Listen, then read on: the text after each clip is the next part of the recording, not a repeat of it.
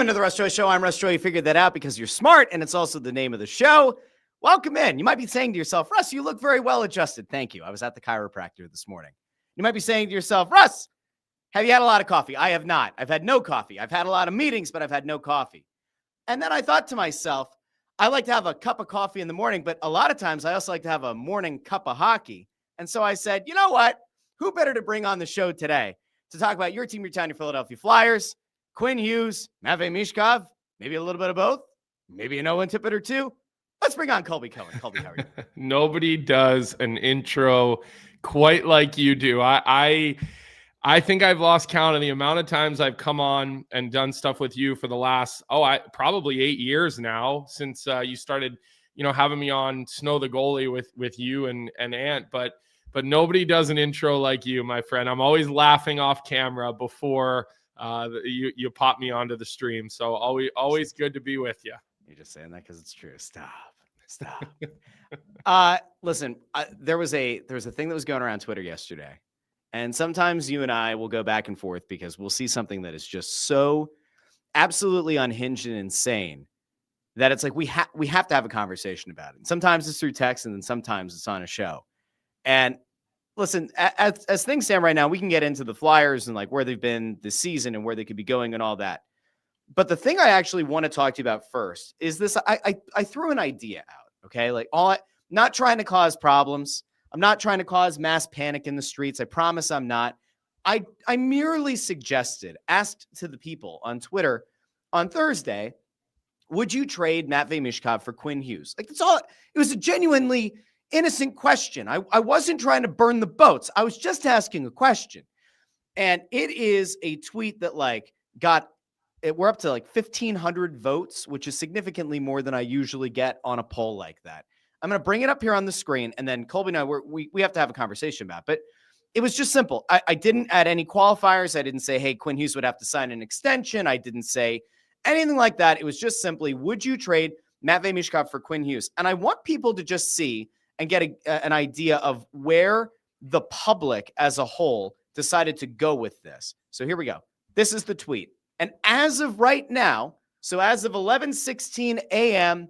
on Friday, December 5th, the year of our Lord 2025, 82.6% of respondents say, no, I would not trade Matvei Michkov for Quinn Hughes. Now, I have a theory why that percentage is so high.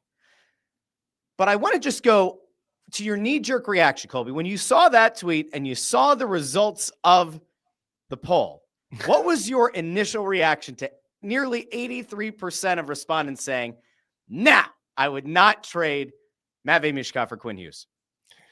Well, I did vote in your poll. Thank you. I appreciate the engagement and the click. Thank you. I did. And part of the reason I voted in your poll is I really did want to see the results because I had a feeling it could be like that. I am one of the 17%, I believe it was, that voted yes, especially 1 for 1. Like I would do that without a second thought. And it's really not even because of Matvei Michkov. It has nothing to do with him. It has to do with the other guy, the 27-minute-a-night guy who scores a point a game and can control an entire game in the NHL with his feet, with his poise, with his ability, not to mention Quinn Hughes is a good defender. I don't think people, and I know there was a clip going around the other day. That was an atrocious looking clip, by the way. I mean, somebody tweeted at me and was like, what'd you think of this? I mean, it was terrible. The clip against, I think he was playing, maybe it was against Colorado. I mean, not pretty, but again, he's a captain. Okay. He's going to go be probably, or have to be the star of the U.S. Olympic team's back end if they're going to win. Remember everybody was talking about how if the U.S. had him at the Four Nations, they would have had a better chance against Canada, whether that's true or not, who knows? But Russ, I'm a guy who wants to build his team around the back end. And I also am someone who believes that franchise-altering superstars are never available. Matthew Tkachuk was the last one. Matthew Tkachuk fetched a 115-point player in Huberdeau in return. Weegar, who arguably would be a top-pair defenseman, not a number one, but a number 1B. Like a top pair. A guy who can play on your top pair in big matchups. and they got a prospect and a draft pick in that trade. So like when I look at what you put out there and hypothetically saying you could trade a guy who very well may be a star player at some point in Matvei Michkov, like no doubt about that, very well may be a star player. You have an opportunity to get Quinn Hughes in his prime at 26 years old, not 32, 26 years old, who is a guy who can be the best player in the NHL on every given night that he plays in a hockey game. And in a 1-for-1 scenario, I just have a hard time not at least having my ears perk up and thinking, all right, what are the opportunities to keep him long-term, right? Because I think everybody just assumes there is no opportunity. And I said this yesterday, and I said it to Andrew Raycroft. He was on our show when we were talking about this whole Quinn Hughes in New Jersey thing. Let me ask you this, Russ. If you're Luke Hughes and you just signed 8 years at $9.5 million, and right now you've got a split time on the first power play with Dougie Hamilton, who everybody knows is on his way out the door, are you really going to be happy as Luke Hughes now signing your certificate to be on the number 2 power play for your entire 8-year, $9.5 million a year contract? I'm not thinking so now. I don't think you'd be very happy. So, like, are you going to have 2D on the top unit of an NHL power play? Most likely not. Probably not, no. So what, you're going to have $20 million locked up in those 2 guys in Jersey, and one of them is going to be on PP number 2. Like, I don't know. That just seems like a situation that's a little bit more to manage than everybody thinks. Yes, I know they're brothers. Mm-hmm. I'm sure that would be the coolest thing any of us have ever, like, how cool. Yeah, it would be neat. Sure. Yeah, like that. There's probably something cool about it. I've been making this case for a while over on Snow the Goalie, and I think on this show too, but like conceptually, could it be cool to play with your brothers? Yes. Does it feel like something that people have fan fictioned their way into trying to manifest a reality? It does. And at the same time, I don't see a scenario where it makes sense for all of them to play together. I don't necessarily see a place where New Jersey goes to a totally different level, even if they were to add Quinn Hughes. Like, I don't think it automatically like makes them a legitimate cup contender. And then you start to worry about the amount of money you have locked up in 3 guys. And you see, yes, the cap is going to go up, but like you kind of see what's happened like Toronto. When you put all of your money into just a few guys, you have depth issues. But the other thing is that like Philly's not far from New Jersey. And like you could theoretically want to be closer to your family and closer to your brothers. And like, yeah, your schedules aren't always going to align. Just be on the East Coast. But still be generally in the same area and be closer to family, be in the US instead of Canada, not have to make the cross-country flights. And there's still probably something nice about having that as an option. I actually don't think that the idea of Quinn Hughes to the Flyers is like a far-fetched dream. I think that the idea of like Connor McDavid becoming a Philadelphia Flyer is a far-fetched dream. Do I think that the Flyers really did think they were going to get a meeting with Connor McDavid next offseason when he hit free agency? I do. I think that they were very convinced that there was a high likelihood they'd be able to at least get a meeting and try to pitch him on being a Philadelphia Flyer. Or maybe Kaprizov, but definitely I think the simple fix to many of their issues would be Connor McDavid. Then again, whose team wouldn't he immediately quick fix, right? But like the Hughes thing to me isn't nonsense. Like there are reasons that it makes sense. Like he spoke effusively in his praise of Rick Tocchet as the coach and once Tocchet left. And like, I think it's important to kind of point out, Vancouver wanted Tocchet back. They didn't fire him. No. Right? He didn't leave on bad terms in terms of like them being ready to move on. Quinn Hughes seemed very upset, bummed out. I don't know if I'd say devastated, but very bummed out that Rick Tocchet left. All right, well, that guy's here. He's got a buddy in Trevor Zegras. Now, I don't know if Hughes runs with like the same group. Like we know that Zegras and Drysdale and York are all friends. I don't know if those two are also part of that group with Quinn Hughes or not. But like still, you have a good friend here. And you have the head coach that this guy liked playing for. And you are very close by to where your brothers play. Like, I don't think that's insane. Even if it were to become a free agent discussion in 2027, not 2026. I think people have also gotten that confused. 2027. I don't think it's totally out of the realm of possibility that Hughes could decide to sign here or give it strong consideration.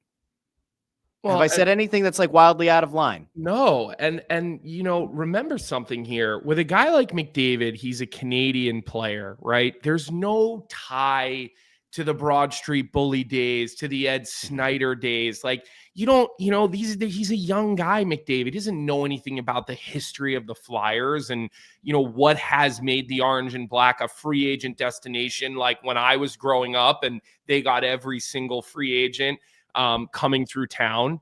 But, you know, with Quinn Hughes, he has Jim Hughes as a father, comes from the old school, you know, NCAA. He played at Providence. He knows what, you know, being a Philadelphia Flyer means, especially in the 80s, the 90s. Ellen Hughes was a U.S. hockey player, understands sort of that old Flyers, you know, culture that used to attract all the players to come here and the loyalty that Ed Snyder used to show to players, sometimes to a fault. That can obviously be argued, no problem. But I always laughed at the Connor McDavid thing and was like, you have no upper hand. There's no reason Connor McDavid would be interested. If he wanted to come to a big Eastern market, this would not be the one, unfortunately. As much as I'd love to see the guy here, I live here. You know, we'll turn the Flyers on. I made a comment to someone on Twitter the other day, and I said, look, I am not rooting against Michkov. I am calling out what I see to be my opinions and my, you know, what I see when I watch this guy play. I hope he turns out to be the next reincarnation of Sergei Fedorov and Nikita Kucherov and every great Russian player who ever played. I want Danny Briere to succeed for personal reasons, okay? Like, I want that guy to be successful personally. Like, it's personal for me. But, like, it still doesn't change the fact that if I could have a superstar when's the last time the Flyers had that? Chris Pronger.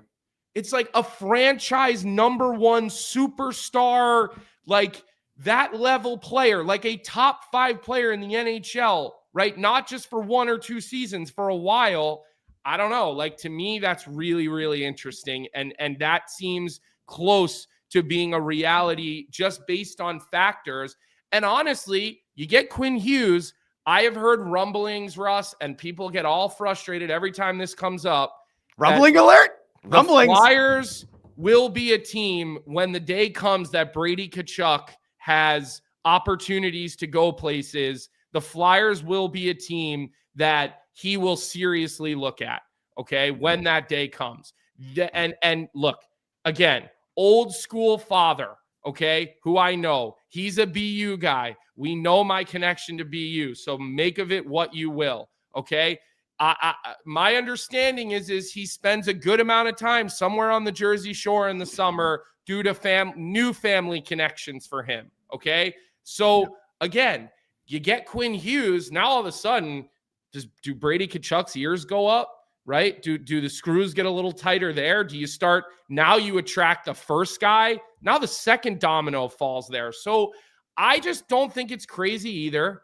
And I think Quinn Hughes is a guy that, if based on your poll, seeing how allergic to that 1-for-1 trade fans would be, like, it's unhinged, in my opinion, how protective everyone is of this guy.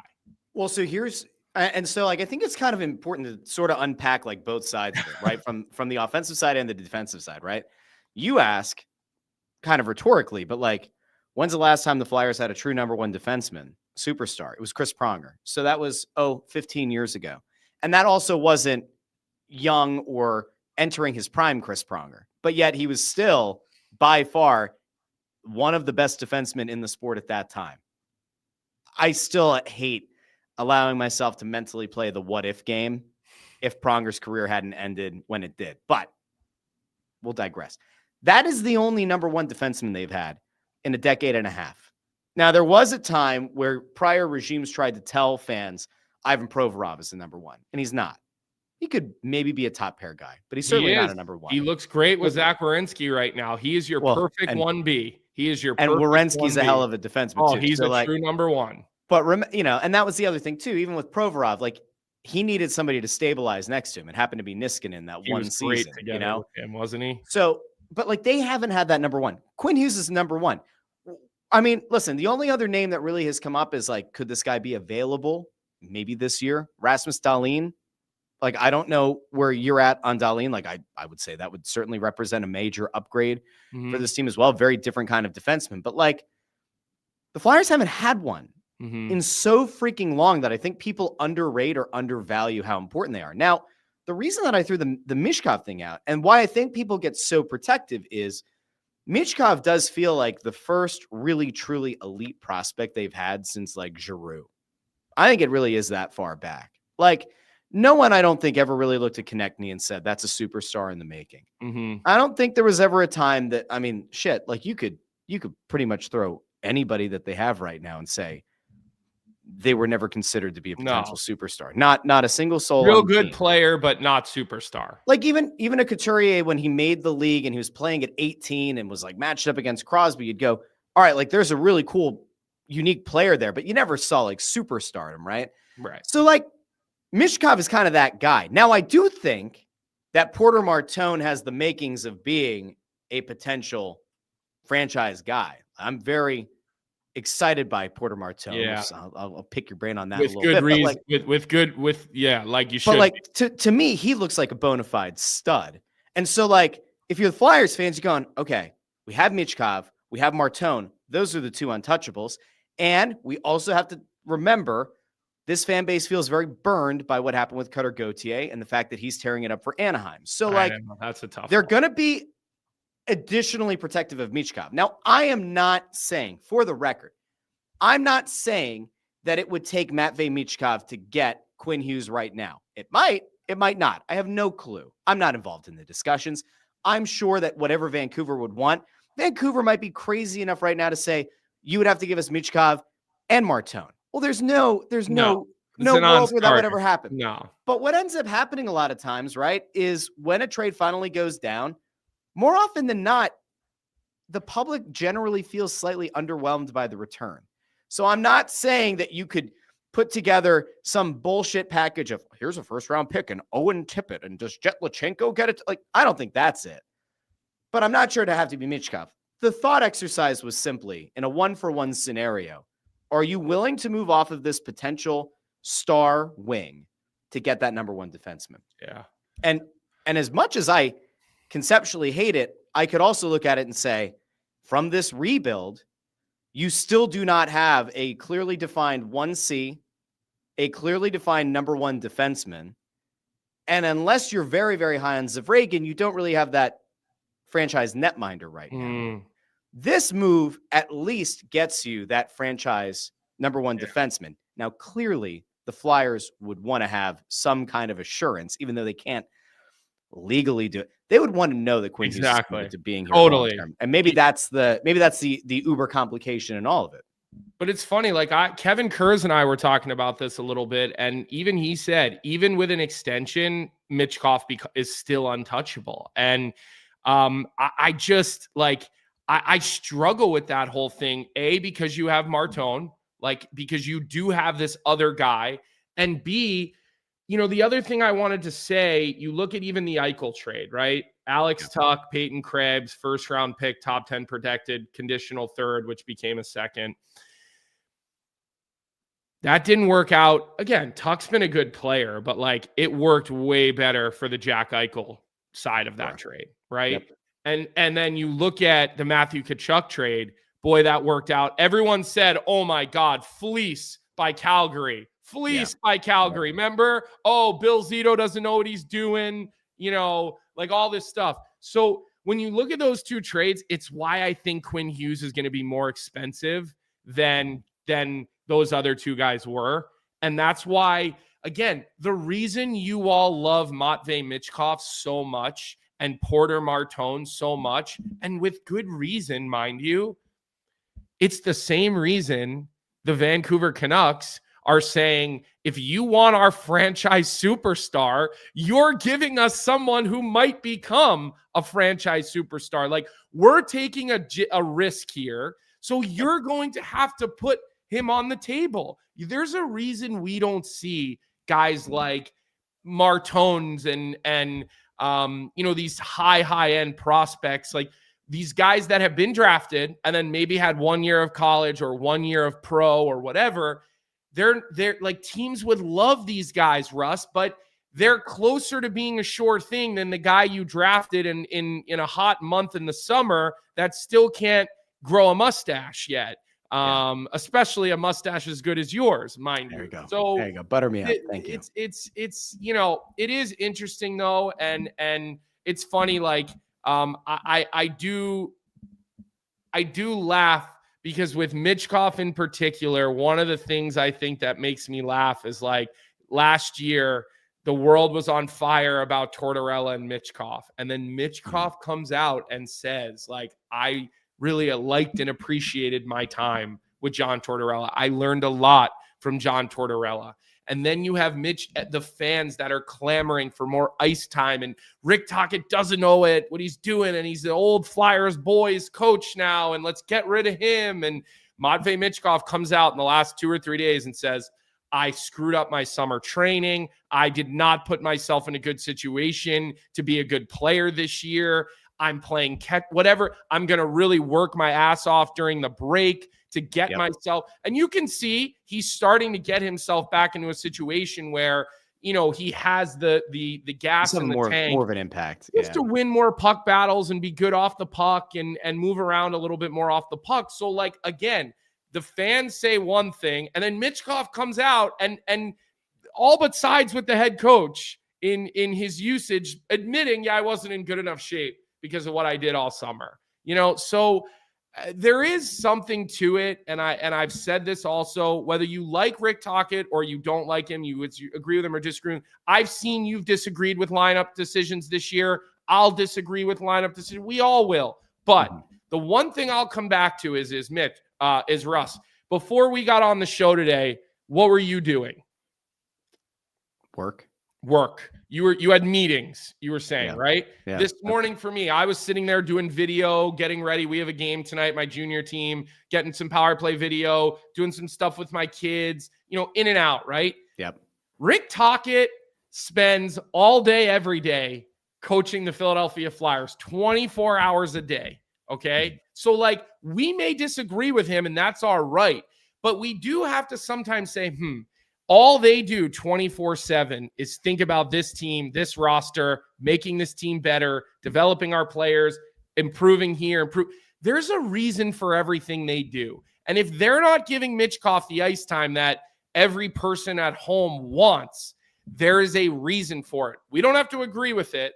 We don't have to understand it, but there is a reason that they do what they do and they make these decisions.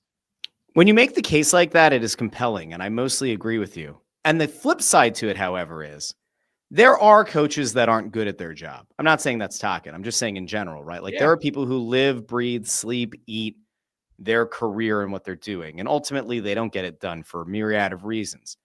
The Michkov minutes thing, I think, is largely just because of him not being in shape. I've actually heard conflicting information. They put that idea out there that there was an ankle injury in the offseason, and I've heard conflicting info about whether there actually was or that was just the team trying to run cover for Michkov just being out of shape.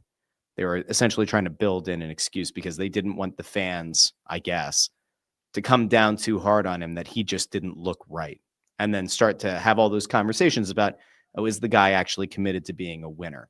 Those comments that he's made in the last couple of days about, I think I'm going to stay in Voorhees over the summer and do my preparations here, that to me kind of gives you the insight into the mentality. Like, to me, there is a thing in Matvei Michkov's brain that makes him want to be elite, that makes him want to be a great. Impressive comments. And that's the kind of thing. I think he's 20 right now. I think he turns 21 in a couple months. That's not the thing that you usually get from a guy of that age. Typically. So like to me, are there concerns like with his speed, with his skating? Yes. Are there concerns with the conditioning? Yes. This, oddly enough, this Olympic break, if it happens, I know it's supposed to. We're having Pete DeBoer on next week to talk about. Are you? Thing. Yeah, he's coming on our show next week on Thursday. Have to tune into it. I mean, that's a total clusterfuck. But like, the point kind of stands here that like, in a weird way, this Olympic break might be the thing that levels the playing field again for Michkov, allows him to get himself as close to where he should be and to have a really strong finish to the season. And like, look, based on where they're at right now, based on the way they've played all season, they do look like they are very much going to be in the mix for a playoff spot. I've said all along, I kind of thought they'd be in that bubble-ish zone. They'll either just make it or they'll just miss it, but they're playing well. And Tocchet was not the hire that I wanted to see them make in the offseason. Like, to me, it wasn't a very inspired hire. It was kind of a rinse and repeat sort of Flyers move. But it's hard to argue the fact that, like, they are playing well for this guy. I don't agree with the decision to have, like, no point Hathaway and, like, what the fuck's he doing, Delorier in the lineup every night, and have a guy like Nikita Grabenkin collecting cobwebs in the press box. However, injuries happen, and now Grabenkin's getting an opportunity, and we'll see if it was all worth it. We'll see if the coaching, the extra film, we'll see if it ends up working for him. The last thing I guess I wanted to kind of pick your brain on here, we mentioned Martone. I just kind of gave a little overview of where the Flyers have been at so far. What are your thoughts right now between where the team is at and knowing that they have a guy like Martone in the wings who the timing is going to be weird. If this does end up being a playoff team, Martone's Michigan State squad could very well win the national championship. They should be there in Vegas, April 9th and 11th. They should be there for those 2 games. And then you pretty much have no runway to, like, get him acclimated and integrated into the team. Although there have been some murmurs that the Flyers, while they won't root against Michigan State, they would probably like to have him here for a playoff run. When you look at where they're at right now, their trajectory, and then knowing they have that guy in the wings, where are you at on the Flyers now versus like a year ago? Listen, I saw what Frank said on your show. I still believe the Flyers are unfortunately in this gray area of not good enough and not bad enough. I think, again, you have some exciting prospects in the wings. And, with Michkov, like, I agree with you. Like, I think he wants to be good. When you see those quotes out of a 20-year-old, that makes me think the light will go off in his head, like every other superstar that said, oh, if I want to win a cup, I actually remember when Ovi decided, okay, I'm done losing to Pittsburgh. And he changed his game away from the puck. He changed his shift lengths. He changed, his board battles. He changed all of it. He wasn't leaving the zone early. And then all of a sudden he's out on the ice protecting leads. Like, that I think will happen for Michkov eventually, because that stuff is stuff that you can change. There's stuff you can't teach. He can do the stuff you can't teach, right? So, that light will go off for Michkov, probably not this year, but it'll go off eventually within his development. Now you do have Martone, who I think could join your team and push a guy like Brink off the third line and play on your third line, because he does play a straight line game. He does play direct. He is a big, strong kid. Now, he's another guy, though, that his skating is not, there's power behind it, but is it quick? It's better than Michkov, in my opinion, but he's not a lightning fast winger, which, again, do you have to be lightning fast to play wing at a high level in the NHL? No, you don't. So I think the Flyers are still, they're trending upwards and not just rushing Bump into the lineup and letting him sort of continue to develop and, have good moments, grow confidence, but also fall on your face and it not be, the front page of the morning news every day. Like, I like that they're taking their time with him. So I think all that stuff is good, Russ, but I still think there hasn't been a team that's won a Stanley Cup since the 2008 Wings without a top 3 pick on their roster. And you're still missing. Look at what Connor Bedard is now doing in his 3rd year. I think Macklin Celebrini, we thought, was the closest thing to a sure thing that we've seen in a very long time, just because of his engine, his motor. And you're still missing a guy like that. You're still missing a true number 1 everywhere in your lineup. Maybe you don't get a forward, but then you need the D. Yeah. Maybe you don't get the D. Well, then you definitely need the forward. I think it's fair, which is why I think that the conversation around the Quinn Hughes of it all, maybe it ends up being the conversation around a Dahlin. I think those are going to get louder. I fully expect, I'll give Danny Briere this. I say this all the time. In order for you to be a GM who finds that ultimate success and wins it all, you have to have a definitive big balls moment. You have to. There has to be that one moment where you just kind of lay it out on the table and you get it done, whatever that move is. Now, I think that decision for them to trade a couple of firsts in this past draft to move up and get Nesbitt, that could be a mini big balls move, because we'll see if Nesbitt ends up becoming what they want him to be. I think that there's a massive human being there that has a lot of high upside. We'll see if it ends up happening or not. But that's the kind of move that I go, all right, that's a more risk-averse GM doesn't make that move. So, okay, cool. I think that ultimately there's going to be a painful trade made at some point. And again, I'm not saying it's going to be Michkov, but I think that at some point Briere is going to have to kind of go by that adage of, a good trade kind of hurts for both teams. You're not going to be able to fleece the opposition the way that you might want to. Not the Zegras trade, oddly enough, feels like a fleece in a lot of ways. So maybe that was his Cutter. So does the Cutter Drysdale trade. That's a fleece going back the other way. These things generally balance each other out. Yeah. So we'll see what ends up happening. And the big thing is, if you were a Flyers fan who came into the year hoping that this team was going to go in a race to the bottom, it ain't happening. Mm-hmm. It's just not going to happen unless there are a ton of injuries. Now, the Forster injury hurts. It does hurt them in a lot of different ways, but I don't see them tanking down to the top 10 in this draft and then having an outside chance of getting that number 1 overall pick. So they'll have to get creative. Trades are going to have to be the way. That 2026 free agency class that looked so great a year ago is all gone. So we will see what happens. Can I address K-Dub in the chat is asking if Nyes is a comparison to Martone. I do actually think that's a good comparison, because I did Nyes games when he was at Minnesota, and I've done Martone games at Michigan State. I think that's a very good comp, because Nyes is not the quickest player, but he makes up for it with the power in his skating, and he makes up for it because he plays inside the hash marks.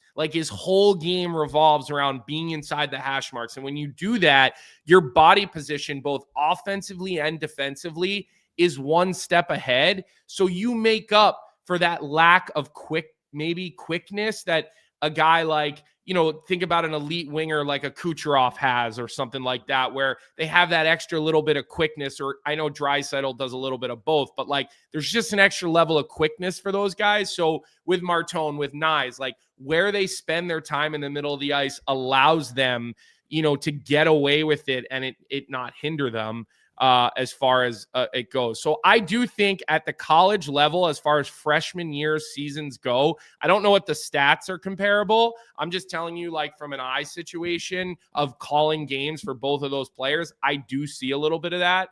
And then the other thing, Russ, to address would just be look, I think that's a great point. There's going to be pain, because if you want a great player, the players that you're all thinking, hey, Tippett's underperforming for us, so we're gonna put him up on a silver platter, guys. They have all the same video that we have. They have all the same access to all the same information that we have. They don't want Tippett as a centerpiece either. If you're willing to just walk a guy out the door, just rethink that, because what I'm telling you is that means they don't want him either. Okay, that's the non-starter, in my opinion, surrounding these deals. And I'm not just saying Tippett, because sure, could he be a sweetener of hey, this guy's a 25 goal scorer? Sure. He will not be the centerpiece for any deal. I promise you that. No, I mean, and listen, there have been those rumors kind of coming out of Vancouver that a guy like Sherwood might be available, which I think would be an absolutely insane thing for the Flyers to execute. But if that's the thing that's where Tippett's value is kind of at right now. And I'm not even sure that the Flyers would want to trade Tippett for Sherwood. So that gives you an idea of how he's being perceived right now as a player, Tippett. Yeah. Forster was in a very interesting spot before he got hurt. Yeah. And I do think that there are a lot of teams that look at him as he's more than a sweetener, but he's still not the focal point of that kind of trade. So you could have maybe got him on a run and then sold high on him, because recency bias does always come into these things, Russ, as we both know. But it is a shame to see him get hurt. And look, I hope the Flyers can keep winning. And like good for Dan Vladar for what he's done this season. I mean, good for him. He really, he's also a monster. Like, I always feel pretty good about big goalies, although you guys are probably feeling burned about the Russian guy. I mean, he was as big as I've ever seen. Fedotov was a lovely human being. I don't feel burned by Fedotov. He stunk, though. I mean, I felt bad how bad he was for his size. That was hard to watch. He looked stiff all the time, and that, especially with that big of a frame, that just can't be the case. He was a heck of a guy to kind of see in net, though. Well, that's good, though. It sounds like you had good experiences with him. So I just like the idea of the guy. And like, listen, he signs a contract with the Flyers, and then, one day a van shows up and you must serve a year of military experience. Siberia. I'm happy for the guy that he managed to make his way stateside and continue his career. So you can't get me to say a bad thing about bucks. Good for him. You can't get me to say a bad thing about Colby Cohen. Colby, let the people know where they can find you. Morning Cup of Hockey. I see some of our friends from Morning Cup of Hockey that are here with you in the chat as well. So Monday through Thursday, live, 9 a.m., Daily Face-Off YouTube channel. We mentioned we'll have Pete DeBoer on next week. So we're going to – somebody who's seen the smaller ice surface out in Italy. Geez, Russ, someone should probably lose their job for that. That's it's not like they had almost 7 years. They got awarded the Olympics in June of 2019. It'll be nearly 7 years from the time they were awarded the Olympics. There wasn't a roof on the building like on Halloween. The hell? Listen, half of me is Italian. Okay. So I can respectfully kind of hit you with the, what? I don't know what they were doing. I know that my people sometimes like to take, little breaks from time to time. I don't know what the hell happened. That's insane. A little wine break, a little pasta break. Wine break, a little cheese, little supersonic. You never know. Real quick though, on that. So the Olympic rink that was built for the Torino Olympics is still a thing. Like, it hasn't been torn down. It seats just over 14,000 people. I don't know what the building availability is, but like, if you're in a massive like scramble mode from the Olympic side of things and from the host nation side of things, is that the contingency? Do you see them going that way? I mean, I asked Frank that. Yeah, I asked him that, and he said he thinks they have this like second arena there that could be a contingency, like rink B. I mean, there's always at every Olympics. I did Pyeongchang. I did all the radio for NBC at Pyeongchang. There were 2 hockey venues. Sort of like an A venue and a B venue. So I don't know. Honestly, I saw someone the other day, I think they said it in our chat or they tweeted me, and they were like, let's just pull it and just put our own tournament. Like, do an 8-team World Cup. I know we're going back to that, but they should just do an international tournament every couple of years in North America. I know that's not growing the game internationally, but right now I don't care. I want to have it in the US and Canada, put it on NHL ice, let it be NHL refs. I mean, what we got at the Four Nations Cup, that left us all drooling. That was so good and entertaining to watch. So if you could just replicate that every couple of years over here, I don't think the Olympics, it's not. My cousin says have the same draw that it used to. My cousin was a 2-time Olympic skier and a punt returner for the Philadelphia Eagles, right? Jeremy Bloom. So he says it all the time. Who's a diehard, wanted to be an Olympian his whole life. He's like, it doesn't have the juice that it used to have. They've gotten so many events now and so many new sports and so many medals and like everything else. Like, everybody gets a participation trophy. And so give me more Four Nations, Russ. I forget these small rinks in Italy. Give me Four Nations. I've been joking, but there's part of me that sits back and says, is there somebody in a very cold country to the east of Italy right now saying, you need hockey rinks. You'll let our team play. We have lots of rinks for you to play. It's a shame we won't have the Russians. I know. You know what? I know it's a really unpopular take, but none of the guys on that team are involved in the conflict. They should be playing. The war. When it's a cheating scandal because you are breaking the actual rules of the competition, But to ban those athletes, I agree. I don't Let them I play don't under a think different flag. Let them play well, they under did. Remember the one Olympics or Pyeongchang. whatever they did? They were They did OAR, what Olympic the hell was- Athletes of what was the name of Russia. it? They That were was it. OAR. I was That was it. there. I covered those games. They won the OAR gold also that does a year. nice concert. I don't know if you've ever heard OAR in concert. I Good have. concert. I Good have. concert. Yeah, went back at the Tweeter Center when I was a kid. Yeah. I know it's not called that, or the Campbell Soup Center, whatever it Whatever was the hell it's called then.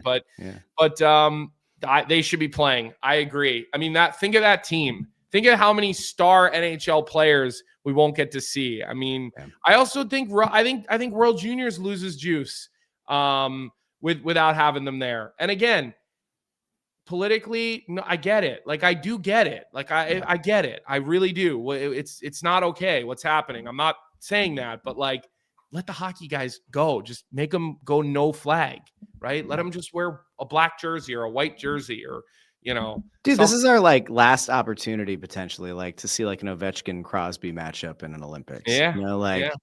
And now we're not going to get it. I don't know. It just that to me is a bummer. But I agree. Anyway. All right, pal. Lovely seeing you as always. Go check out good. Colby. You can find him on Twitter at Colby Cohen 36 and go check him out every Monday through Thursday for Morning Cup of Hockey. Colby. Thanks I'll for be having talking me. to you. All right, catch you later. All right, so we are going to stay here in the general Philadelphia area for the rest of the show, which isn't going to go that much longer because how do you follow that up? How do you go from such a high of having Colby on the show and talking some puck? Well, you can maybe look at the team that happens to share the arena with the Philadelphia Flyers, and you look to last night and you take a goosey gander at what the Sixers were able to do against the Warriors. Now, I'm not going to make an excuse here, okay? The Sixers had quite the epic collapse, right?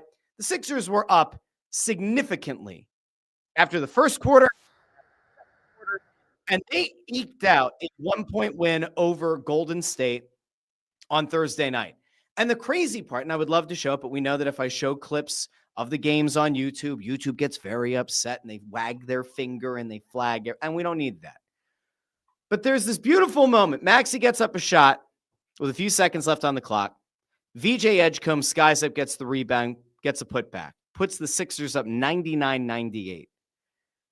And that's where things go very haywire and where things go very helter-skelter. Now, I'm going to pull up a screen grab of the clip because that should not get me in trouble with the YouTube, okay? But I need you to understand that as I explain what happened at the very end, I need you to have a visual of where Tyrese Maxey was on this play. So again, puts up a jump shot. You get VJ Edgecombe with the putback. And I want you to see where exactly Tyrese Maxey was on this play. I'm going to pull it up because what I tell you happened next is the thing that absolutely blew my mind in every way possible. All right. Here's the end of the game. And I want you to just take a look, and I'll highlight here on the screen where Tyrese Maxey was after the putback. All right, here we go. So here's Tyrese Maxey. This is the end of the game.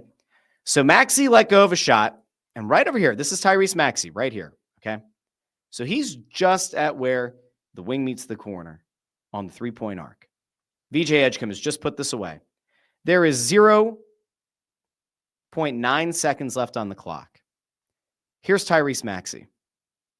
The ball gets inbounded, right? So we are in a second and a half, right? So we're at the 12-second mark of this clip. Ball gets inbounded within a second. Maxey is already on the move. He's here. Maxey is already on the move. Look at the ground he covers. So we are 2 seconds into this clip. He's already at half court. We are 3 seconds in. He is almost at the like underneath the hoop. And if you want to say 3.5, 4 seconds later, he's got his hand on that ball and he rejects what is almost certainly going to be a game-winning layup from the Warriors. Again, 12 seconds into this clip, he's partially out of bounds. I'm going to see if I can get you the body. All right, so here, he's actually behind the player here. This is Maxey out here at the 10-second mark. He then has the presence of mind that, like, the horn didn't sound. So a second and a half later, he pretty much jumps out of the stands and sprints down the court and is able, within 3.5, 4 seconds, to put his hand on that ball. Well, that's actually a brilliant spot to stop it. get his hand on the ball and block the shot. Now, you guys know how high I am on Tyrese Maxey. You know that for a long time I've said he is a bona fide star in the making. And I have said in recent weeks he is a legitimate superstar. And I think that there is a legitimate case to be made that he could end up being an all-NBA player. I am not going to take it to the next hyperbolic step that he could very well be a first-team all-NBA player. But when you see plays like that, those are the kind of iconic moments within a season that, one, get you MVP consideration, and two, certainly go on that sizzle reel as voters are starting to consider who they're going to vote for the all-NBA teams. And I'll also note that all of this happened in a game where Tyrese Maxey dropped another 35-point performance. Shot 13 to 27 from the field, 4 of 10 from downtown. That's 40% for those of you who are math challenged. Perfect at the line, 5 of 5. Had 2 assists, 3 rebounds, 2 steals, and that game-saving block. So Tyrese Maxey's ascension from being a very good player, a very promising player, to a star, to a budding superstar, to being a full-blown star, to being potentially one of the best guards, period, in the entire NBA, and very much putting himself in contention to be an all-NBA player, that is the kind of meteoric rise that anybody should hope for any team. And kind of going back to what Colby and I were talking about on the Flyers side of things, that is what people want to see out of a Matvei Michkov. That's the kind of thing people want to see out of a Porter Martone. You want to see that year-over-year increase, and then eventually there's that big jump where you go from budding star to potential superstar. That is a ton of ground to cover, and if you can do it and you reach that superstardom, well, then you're in business. So again, the Sixers had a very disappointing collapse within this game. So we're not going to make it sound like it was all peachy keen, rainbows and smiles. But when the game was on the line, Maxey had the ball in his hand, doesn't get the jump shot to fall. Edgecombe is there, does what every coach always says, follow the shot. VJ Edgecombe puts it back. Maxey runs the full length of the court in 3.5 seconds and blocks what probably would have ended up being a game-winning layup for the Warriors. He's incredible, guys. Like, absolutely incredible stuff. That is exactly what we need. Like, that is exactly what you should want if you're a Sixers fan. We're not going to talk about the fact that Joel Embiid attempted 6 3-pointers in this game and missed all of them. Went 5 for 13 from the field and only had 12 points. We're not going to talk about that. We also probably will not mention the fact that Paul George. Okay, cool. Yeah. But Maxey was great. Okay. Last thing I wanted to get to before we head out. The last thing. I have seen so many people this week. I mean, Twitter has been a cesspool this week in a way that I'm used to the normal cesspool, but it has just gotten to a toxicity that has made me decide I'm officially leaving. No, I'm just kidding. No, I'm not. No, I'm not. Twitter this week, when it comes to the Eagles discourse, has gone to an entirely different level. I don't know how we fix it, but I'm starting to feel like Philly sports talk radio and the way that many people consume it through short form content on Twitter has effectively broken the entire ecosystem. Like, I am actually now more convinced than ever that sports Twitter, at least in Philadelphia, is almost irrevocably broken. Like, it's gotten to the point people talking like from a national standpoint about like the political landscape is broken. People can't have conversations. That is now manifesting itself in Philly sports Twitter. Like yesterday, I'm just roaming through Twitter and I see Spike Eskin and Jordy from Barstool going at it. And there have been the clips going around from Hard Knocks and the way that people have reacted to some of the radio hosts talking about Tanner McKee. Should he get a look at quarterback? Or I'm wondering what it would look like. And then you get guys like John Kincaid, who I highlighted the other day, telling the Eagles that the drama is coming from inside the house, that the fans aren't part of it, the media's not part. I think things are just so fundamentally broken. And so I have a little bit of homework. I've just a tiny bit of homework for everybody who tunes into this show. You can tune into whatever you want. But if you're watching this show for the first time, I appreciate you. Thank you for being here. if you are a repeat viewer of this show or somebody who listens in the podcast feed, I need you to do me a favor. This is not a shameless attempt to just try to get viewer numbers through the roof, okay? I would appreciate if you would spread the word about the show, because I do think that while this show gets irreverent and sometimes it gets hyperbolic and we get a little bit goofy, we never get to this toxic level of just saying shit that you don't mean just to say shit and get engagement. That's not the point of this show. This show is primarily to hold teams accountable and to hold the media who cover them accountable as well. And so if you have been enjoying this for the better part of the last year and a half, spread the word about the show, because I do think that ultimately it could be a good thing to maybe add this to some people's daily consumption of sports media. Because again, we try to do a pretty fair, balanced look at Philly sports, sometimes national sports. Sometimes we give thoughts on Thanksgiving and what the appropriate side is. And sometimes we talk about things that have nothing to do with sports. But do me a favor, because it is the holiday season. Let somebody know about the show. This is not an attempt to get rich. I hate to break the facade for anybody who ever wants to get into doing stuff like this. There's not a lot of money to be made in hosting a YouTube show or a podcast. Like, you can make a little bit of money, and then you turn around and you pay a video guy to clip things up and try to spread the word about the show. And it's still a lot of fun, and it's a nice creative outlet. Will this show ever get to a point where it pays the bills? I have no clue. I'd say probably not, at least not without your help. So I reach my hand out. I extend my hand out to all of you. And I ask you very nicely, do me a favor, spread the word about the show. You could share a YouTube link. You could share the link to the podcast feed, Apple Podcasts, Spotify, Pandora, Amazon Music, wherever you get your podcasts. And I do appreciate all of you for being here with me. Hopefully you enjoyed having Colby on the show. I am going to, this is a promise for the new year, I am going to work in trying to get more guests on the show.